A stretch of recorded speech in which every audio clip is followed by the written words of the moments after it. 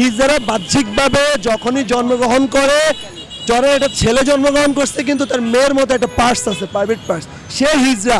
কিন্তু একটা সম্পূর্ণ ছেলে সে কখনো হিজড়া হইতে পারে না। সে মনে মনে, বইতে দেখবেন মনে মনে লিঙ্গ একটা শব্দ বলা আছে, এরা এদেরকে মনে মনে বলে। তারা বলতে চায় যে কি তাদের মনের লিঙ্গ হচ্ছে আসল লিঙ্গ।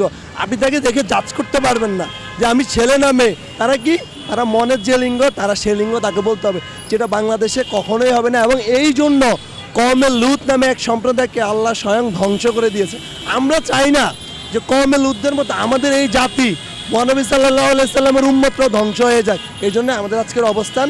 বাট দাবি হচ্ছে দুটোই। আমি আরেকবার বলি, প্রথমত আসিফ স্যারকে কেন বহিষ্কার করা হয়েছে সেটা যথাযথ কারণ অফিসিয়াল স্টেটমেন্ট দিতে না পারলে তার কাছে মাপ চেয়ে, ক্ষমা চেয়ে তাকে পুনঃপদে বহাল করবে। দ্বিতীয়ত ব্র্যাক এবং ব্র্যাকের সকল প্রতিষ্ঠান এজেন্ডা ক্লিয়ার করবে, তারা কি এলজিকিউবিটি প্রমোট করে